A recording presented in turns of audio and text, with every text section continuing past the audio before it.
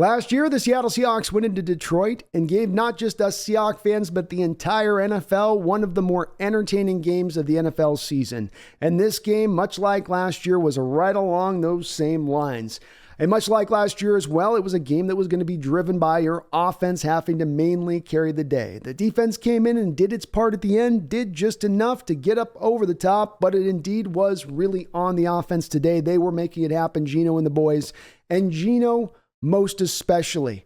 First and foremost, with starting with this offense and looking at this game and trying to deconstruct it a little bit, you've got to give so much credit to this offense, to Waldron, to Geno, to that offensive line. This is a game where you came into it with a high degree of difficulty. You're down your two starting tackles. You're on the road. You're going against a team that indeed right now could be looked at as a sub-favorite, if not the favorite, to win that division. So you're not just getting kind of a weak opponent. You're getting somebody that can provide a pretty tough test for you when you have that going against you. And I can't remember in recent memory any team going on the road, down their starting two tackles, playing a playoff contending team, and coming away with that victory as the Seahawks did today. It speaks to how well a game plan that Waldron devised, and it starts with utilizing the 2 and 3 tight end sets. There's some Seahawks fans questioning after this game, why not more use of JSN? The reason was you were going to come into this game and use more 2 and 3 tight end sets so you could better enable the chip blocks, help out on those tackles and pass protection,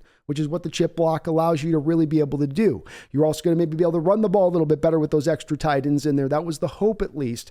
Though the Detroit Lions countered that in this game by giving you a lot of stacked boxes. So they were going to compress the line of scrimmage. They were going to force Geno to have to pass. They were going to trust in the fact that Geno was going to be able to get to the 7-step drop plays, those plays that you can then take advantage of those stacked boxes deep because he wouldn't have the time and pass protection because he would have the backup tackles. But Waldron and Geno countered this with great decision-making, short-based passing attack, getting things in motion, play action on the rollouts, finding your tight ends in space for some easy completions, then letting them do some work. But it was just a phenomenal game plan by Waldron to work around those limitations, and not just work around those limitations and find some productivity, but actually find ultimately a lot of success in this game going at that manner. And props to him here, because a lot of offensive coordinators there would have probably just gone into their shell, tried to hammer running the ball, tried to shorten the game, tried to limit down the moments where Geno was dropping back to pass. And instead, he leaned into where he thought he could find some success here, even going into then the teeth of having to expose his tackles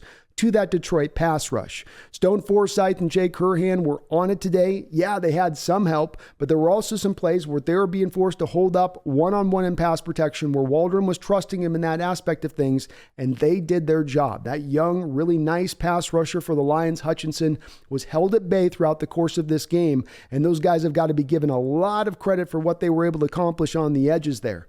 Geno, though, is really going to be my player of the game coming out of this game. He gave you an utterly masterful performance, in my opinion.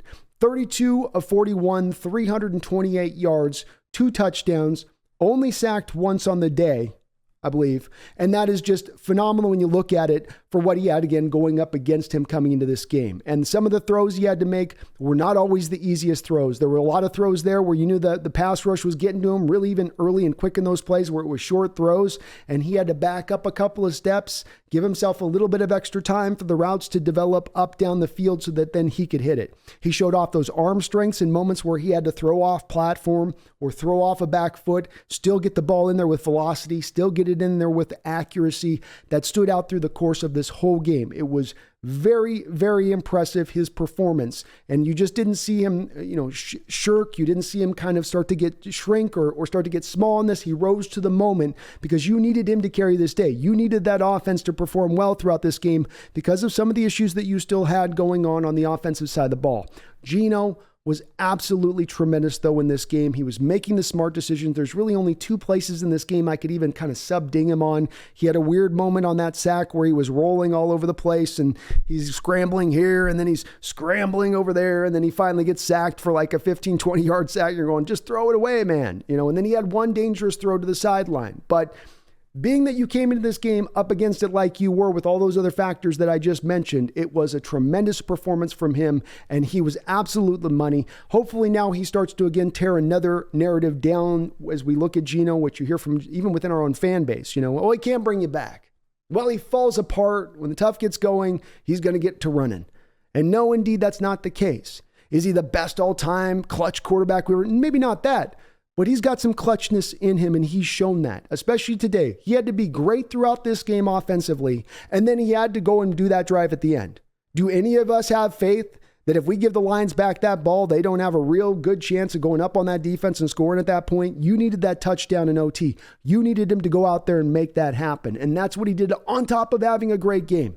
On top of having a little bit of that pass rush in front of him, knowing this is going to be a bit shaky, I've got to overcome this a little bit. But smart scheme, smart approach by Waldron, but then absolute nails in application by Geno Smith. This might have been, in a lot of games he's had, a lot of great games he's had for your Seahawks, this might have been the best game he played. Absolutely outstanding work. He answered the bell from last week. Last week it looked a little dicey. It didn't look like the same Geno of last year. It looked a little bit like a kind of a scared player at times a bit. But this year, in this game, complete confidence, in control. Absolutely love to see it. That's what we're going to need more of this season to get ourselves potentially into potential contender mode, is Geno playing at his best with this team.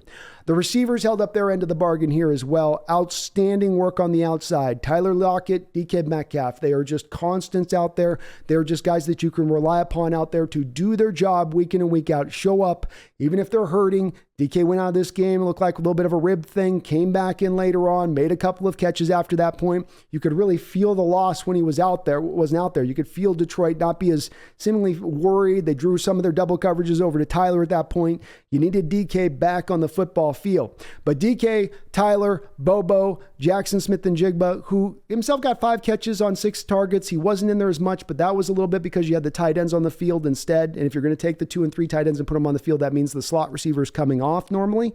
Not to mention one of your starting receivers at times if you're going to go to the 3 tight end look. So that's why he wasn't out there more. That was purposeful. That was to help your tackles. You're going to see more JSN as we go along throughout this season. But when you look at the receiver core in this game, 21 of 23 targets. 23 times Geno targeted his receivers in this game. 21 completions on those 23 targets. That is awesome efficiency. Whether open or not, when those guys had the ball thrown to them, they were making the catches in this game. And you needed every one of those guys to make every one of those catches, but everyone was on their job in that aspect of things. Everybody was. And it was a really, really great to see. I might be off number one off on that, by the way. It might be 21 to 24, but it's right in that area and outstanding by the receiving core. Not to mention the final touchdown catch there to Tyler. He'd already had 1 touchdown catch where he had run a crossing route. You wonder if maybe that crossing route was a little bit in the mind of the defensive back in that moment as he's playing more to the inside leverage, as he gives Tyler that outside leverage to make the catch and then get in for the touchdown. Tyler runs a very unconventional route on that final play in OT, where he starts cutting outside, then he cuts back inside, then he goes back outside. It is sort of like he was freelancing it a little bit on that play, but he finds a way to get open. Getting open, as we saw with a Bobo in preseason, or like Tyler Lockett has shown you many times. It can be about being fast and quick, but it can also be about body control. It can be setting a defender up. It can be countering the way you're feeling a defender to go the opposite direction. And I think there's a little bit of what you see Tyler doing on that play, where that's not a route that I think they have any kind of real name for in what he was running, but he got it done and he got himself freed and opened up there. He created space to that sideline, which if you're watching prior to that play, you're going, there's no way he would be able to create space on an out route on that throw. The defender will definitely be protecting against that, but you saw the defender play to the inside leverage on that play. I think perhaps thinking about that crossing route he had ran prior to success, and then he was able to get over and get the ball out there on the pylon. It was an absolutely awesome play by Tyler Lockett, who continues to show you why he is the second best receiver in Seahawks history.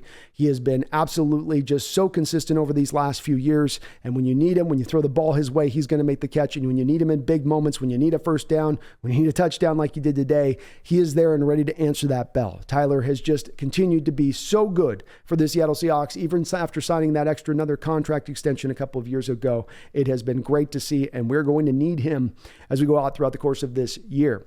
The running backs were solid today. You look at their line, it doesn't look so good. You got 25 attempts, 82 yards. Walker, 17 carries, 43 yards, only a 2.5 yard per carry average. Charbonnet, 4 carries for 16 yards, a 4-point-yard per carry average. So you go, oh, well, I mean, 2 second-round picks, it's not so good.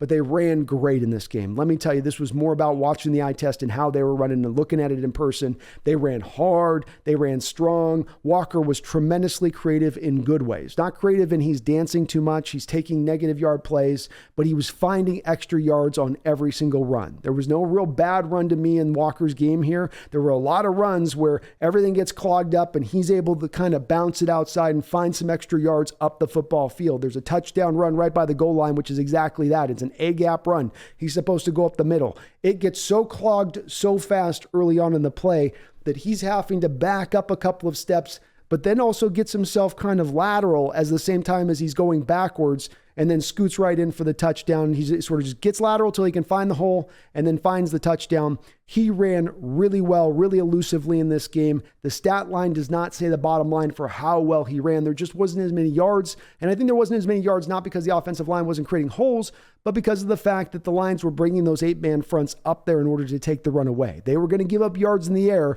but they figured, okay, we'll keep it one-dimensional in this way, and then we'll be able to get Geno to throw a turnover, or we'll get a fumble on a sack, something like that. Didn't play out that way for the Lions, but I think that was their given intent.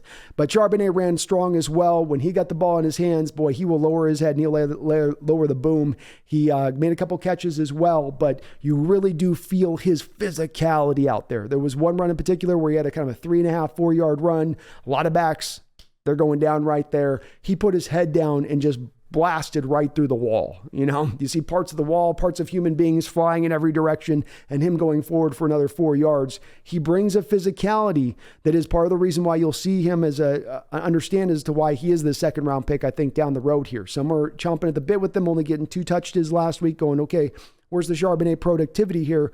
But this is something you're going to get in field throughout the course of the year, I believe. They're going to lean to Walker because he is a real special runner. But Charbonnet's got a place in this offense, as he's shown with his hands. Those are very good, but he's a very strong runner as well, and that's going to show up, I think, even more as we go down into the future.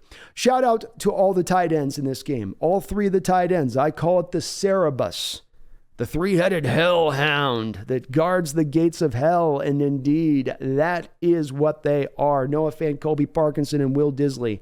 All of them were a factor in the passing game today. All of them were a factor as blockers today. You leaned in and you really felt how much they can be an advantage to this team this week. This is the thing that can now help you to fix when you have tackles go down. Not a lot of teams have the accommodations to work around that like we do with these tight ends who are so multifunctional in the way that they go about their business. And that's how they were today. Solid, steady. Noah Fant made some big plays down the field where you got to see some of the big playability that was part of what made him a top 10, top 20 first-round pick in the National Football League. And he has been a very steady guy in this league. He's been very steady for us since he's come on. He doesn't put up these huge numbers, but he's just steady in what he provides you. When you target him, he tends to catch the ball, but that also tends to be the way it is for all of the guys in this offense, but most especially these tight ends. They've got some really, really good hands, and they showed it off again today. Parkinson getting some run too, which was really nice to see. So everyone did really their part on offense. I don't mean to give out flowers to everybody, but you kind of have to do this a little bit in this game because everybody did have to come in and do their part. That's how it is when you have to score 37 points in order to win in overtime. There's going to be a lot of different contributions coming in from a lot of different players. To flip it over now to the side of the ball, that's going to be a little bit of the tougher side of the ball to talk about, and that's going to be the defense. The defense, once again today, especially through the early part of this game, it was a struggle, and it was specifically, again, a struggle in stopping the pass. Once again, I think that they were relatively successful in stopping the run. 27 attempts today for 102 yards. Montgomery was able to have a little bit more success than Jahmyr Gibbs was in this game, and Montgomery was really at the end seemingly starting to really get stronger as the game went along, right until he had an ankle injury at the end, which took him out, and I think then kind of hindered the Lions' offense just a little bit at that point.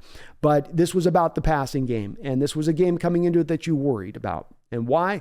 Because you had a guy in Jared Goff who's a guy who will take what you give him. He is the guy that is the type of guy that can give this defense problems. It's a defense that'll drop into its soft zones and it'll say, okay, we'll give you the short completions, but you're not going to be patient all day. You're eventually going to grow impatient. You're eventually going to test us deep, and then we got you. With Goff, he doesn't play that way. That's how he walked into this game just about on the edge of setting a record for most attempts without an interception, is that he plays within himself. He knows what he is, and he knows what he isn't. And when you looked at last year, when they gave up those 45 points to Jared Goff and his heat chart from last year and him hitting the middle of the field like he was, peppering the middle of the Seahawks defense in 2022 like he did. And then you look at the heat chart from last week with Stafford peppering the middle of the field on the heat chart. Last week with the Hawks at home as well, you go, ooh, this is maybe a place where this is going to get ugly.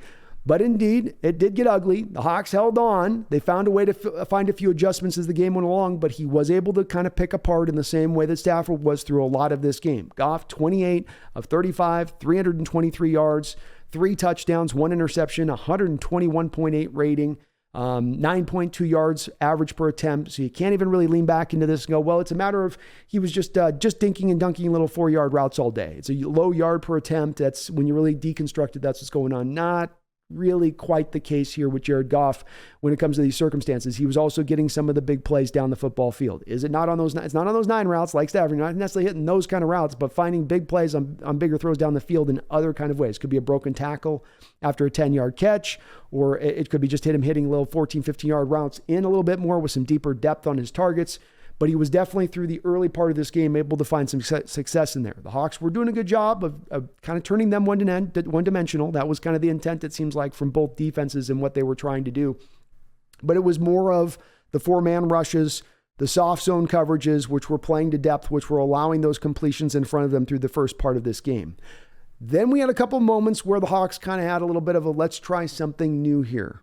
Let's try just something a little bit different. And what they did at that point, and there's 3 moments I want to really point to that are really the important moments in this game. You've got a 4th and 2. The Lions got the ball just past the midfield stripe.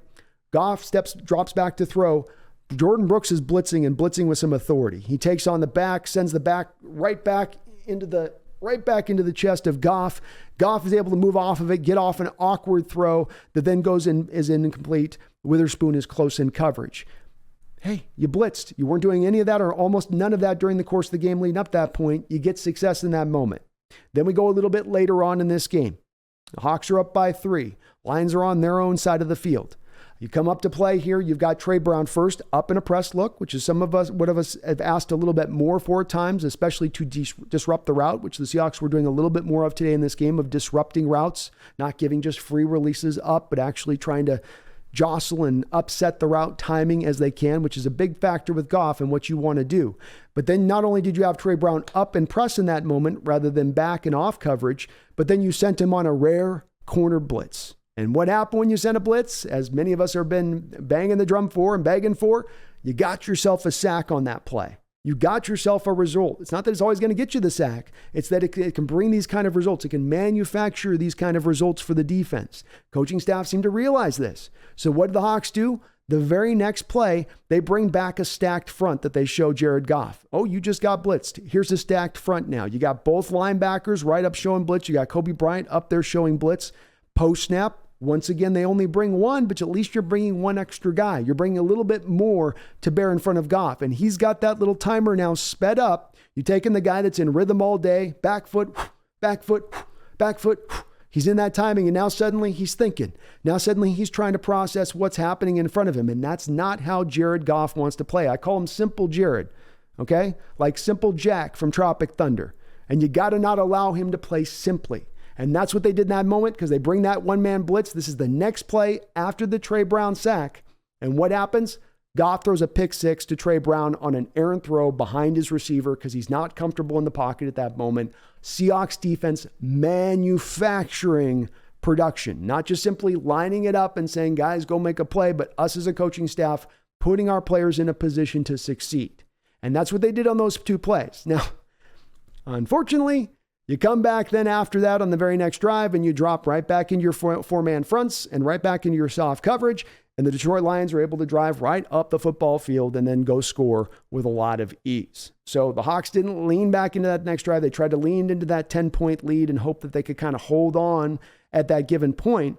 But there are some signs here where if they start to accommodate this into the defense a little bit more, they can find some successes within it. And it was a little bit odd they didn't go to a little bit more in this game where that is where you kind of had some success to be had there if you wanted to go out there and grab onto it. It's a small little point, but a little thing maybe of some hope and optimism for us of an adjustment that they can find as we go down the road, especially as we now start to add back Jamal Adams into the mix, as he is expected to potentially be back here in week 3, which can't do nothing but help this defense out. And Jamal's presence is especially going to help us out, and potentially, I think, moving Julian Love out of the strong safety role to more of that slot corner role, where Julian Love has not looked particularly comfortable out there at the strong safety position. I think he is a guy that did probably more man-based coverage stuff last year with the Giants than he's being asked to do here. And he's just not yet completely comfortable in the zone-based concepts the Seahawks are running out there. He gave up a couple completions. He's not been as much of a sure tackler with us as he was with the Giants. It's been a little bit of an underwhelming start so far here with Julian Love as one of our free agent signings this past offseason. Trey Brown had himself overall a pretty good game. There's still a couple of completions he gave up in this game. He gave up a touchdown reception in the end zone, and it was a pretty easy give up at that. So there are still some moments where you go, it's not perfect, but it's better. It's better. And you can't beat a pick six. That wasn't too shabby either. Mr. Devin Witherspoon got his first bit of action in this game, the rookie out there, and the Seahawks, where are they going to play him? In the slot, the outside? It was fully in the outside. And I had some questions on my chat, the live stream, in regards to why they did this. I believe that it goes a little bit something like this, in that you've got two positions that are not working right now for you coming into this game by the Seahawks, probably feeling of it. Outside corner, they didn't love what they're getting out of Trey Brown and Mike Jackson. And I probably don't think they felt like they're loving a lot of what they're getting out of Kobe Bryant in the slot either. But you lean to the one spot that's going to have this more snaps, the greater effect at that point. We'll see if this is where Witherspoon's going to end up when it's all said and done throughout the whole course of this year. But it does look like early on here that that's where the Hawks are going to play him as outside corner. And he had a fair day. It's his first action. He had no training camp. He's getting on the field. This is your first experience here. You're going to expect him to have some learning pains and growing pains within that. He was tight in coverage in some moments. There was a third down breakup, I believe he had, which was nice. He had that other breakup where their legs got tangled up and he fell down. The receiver fell down, but that was on that blitz by Jordan Brooks on that 4th and 2 where he was tight in coverage there. He also got picked on a little bit as well. Goff got him on a back shoulder throw that was tremendously hard to defend. And a lot of corners, even really good corners, are going to give up those kind of throws where it's kind of a side adjustment by the quarterback in the moment. It's a 9 route where, probably draw it up to where you're going to throw this deep to the guy. He sees that Witherspoon's running even with the receiver. So then he just throws it to the back shoulder of the receiver. Aaron Rodgers has been kind of a master on these kind of throws back, especially in Green Bay when they were running that. And you saw that there. Tough on him there. You can't fault him too much. He also then gave up a flea flicker play. This one's another one for me where I can't dog on him too much on this one because it's understandable. The Seahawks are going to be asking their corners coming into this week against Detroit to play very strongly in the run game. That they've got to be an impact in the run game, because Detroit and a lot of their blocking concepts, like a lot of NFL teams that run the ball well, are going to try to get your corners isolated as the main tacklers on the running backs. Instead of blocking the corner, I'll go down block on the linebacker, or I'll have my receiver come down and try to see if he can chip up on the tight end or on the defensive end and keep him held back. And then I'm going to leave a one-on-one matchup between my running back and the corner. And so I think that was going through Witherspoon's mind. He's certainly a willing tackler and a guy to get in there, and he just got caught too much in it. Detroit was able to sort of, catch him at that point for being too ready to help out in that manner of things. He'll learn, he'll understand how to kind of probably find a little bit more of the right balance. But I thought Witherspoon played a good overall game, certainly something to build upon. And I do believe that this guy's going to show, for some of those folks out there that are still really caught up in Jalen Carter, eventually this kid's going to show you why. I think this year, and you're going to feel why this kid was such a highly taken kid in this draft. If you didn't already kind of get a little bit of the sense of that in this game, and some of the physicality he showed and some of the tightness and coverage he did, I don't know if they ran a lot of extra man stuff with him on the back end of this game. Won't know that for sure until I can see the all-22 tape. Maybe just a smidge bit more, but I do believe that the reason you got Goff thrown for 323 in this game is because you're still dropping with a tremendous amount of depth and leaving a lot of stuff still open up in front of you. Defensive line wise, again, the team was good in stopping the run this game and earning that stopping the run. It wasn't like Detroit wasn't trying, just like the Rams last week. It wasn't like they weren't trying the running game. They were. You were just being overall really good in stopping it up throughout the course of this game. And everybody gets kind of a tip of the cap there. We had Cameron Young in his first action here. He looked okay for a few of the snaps he was out there. Jaron Reed was a presence in the backfield in this particular game. I think your edges played really well. Hall was filling in for Boye Mafe. No Boye Mafe out there. I think Darrell Taylor might have had his best game against the run in this game. He was in the backfield. He was making tackles. He was chasing plays down. Really encouraging to see that of Darrell Taylor, because that has been such an absent part of his game that is so brightly on show, on display whenever he's out there in the run game aspect. And you needed him for that part. He brought it. Uchenna Nwosu last week was your highest graded defender by PFF, and probably did so kind of quietly because there wasn't a lot of pressure to be had, but he overall was that guy for you. I think again this week he might be close to being right up there in the same manner. He caused a fumble on a play where he was in the backfield, penetrating, able to pull down the running back, and you're seeing him kind of try to pull at his arms as he's doing it, helping to cause the fumble, helping to get the turnover. Big part of coming out of this game is the 3-0 turnover margin in this game. You didn't turn the ball over, they did. Part of what makes to me such Geno's brilliance of his performance so magnified here is that he accomplishes what he accomplishes with the backup tackles. He accomplishes what he accomplishes needing to score this often, but he doesn't give you the price of doing business thing, where if I'm going to have my quarterback throw 40 plus times in the game, if I'm going to need him to put 37 points up on the board, I'm probably going to have an interception in there somewhere, an errant pass, a tip pass, him making a bad decision. But that wasn't the case with him. And the Lions on the other side did have the 3 turnovers. I think that really loomed largest over this game is that you were able to play it clean. They weren't. But Uchenna was also back there as a pass rusher on the play that you had the pick 6 to Trey Brown. He's the guy supplying the main pressure. Even though the clock's getting sped up by the pressure look you show, it's Uchenna coming in with that pressure really quick and early on in that play as well to help kind of force that pass along. So Uchenna Nwosu, that signing has still looked like a good one. He has still looked like a really good player to start this year. Draymond Jones got his first sack. He kind of had this, first he spun out and then he kind of spun back in. It was a bit of a coverage sack. It wasn't one of those pure just quick penetration plays where he's on top of the quarterback, but good to get him into the sack column, get him started off after last week, what was a tremendously quiet week for our guy over there. Linebackers wise, Bobby Wagner was solid in this game. Maybe had a couple catches he gave up. Jordan Brooks was good as a blitzer in this game. Still had a couple moments in coverage where they were able to target him and get after him a little bit. Not glaringly bad, not just hitting him over and over again, but there's just a couple of moments in there. I think, though, that the defense really has a place to build on when we come back to those pressure-based fronts that they were showing in this game. The willingness to bring stack fronts, not always to bring blitzes, just to show it sometimes. Get the quarterback uncomfortable. Get him thinking, get him processing. They had some success from it within this game. I hope that they look to try it more. And once you get Jamal Adams back, now you have a guy out there who's more of a man-based coverage defender in your secondary. Witherspoon, more of a man-based coverage defender in your secondary. Tariq Woolen, sounds like he's going to be okay from the shoulder injury that he had. He's a man-based cover guy that he can play out over there. And then you have Julian Love, who you then take from strong safety and you move him into the slot. And you take a guy in Kobe Bryant, whose best things he does is in zone. And now you move a guy down in Julian Love who does his best things in man out of the slot. And now you have man-based guys across the board here now, which hopefully could open things up for more blitzing, more pressure-based packages, because you feel like you can trust those guys on the back end to run those man-based coverage concepts. Maybe a place that they can go to as an adjustment this upcoming season, as we've now had back-to-back games of giving up over 300 yards to the opposition. But it's a fantastic win. A hell of an entertaining game to watch. Great to see Geno continuing to re-chime back into that kind of performance he was at last year, where through those 12 games of the year to start it off, he was either good to great in his performance. But today, no doubt about it, he was great. He had to carry an offense that was ailing, that wasn't at a full strength. He had to carry a defense that didn't have a lot of stops in its bag today on that Detroit offense. And he was able to help take them to the promised land today and go get that victory. Others did their part too. This is a team-based victory. I don't want to put all on Geno, but let's give Geno his credit, a guy that sometimes has a hard stretch to get a credit from certain segments and parts of the fan base who just don't like him or can't sign up to him. But with this kind of performance, he should win some people over. He was out there and he was proficient. He was efficient, mistake-free, and he helped to get you a game-winning drive where he wasn't to get a field goal where you got Myers kicking a 54-yard kick. He gets you down and puts it into the end zone. Got to give the guy the props. Got to give him the flowers on a day like this. Enjoy this win. The NFL season is one hell of a ride, is it not? Ups, downs, in-betweens, excitements, unexpected turns and twists. It's just you never know what you're going to get, and I'm here for every single moment of it.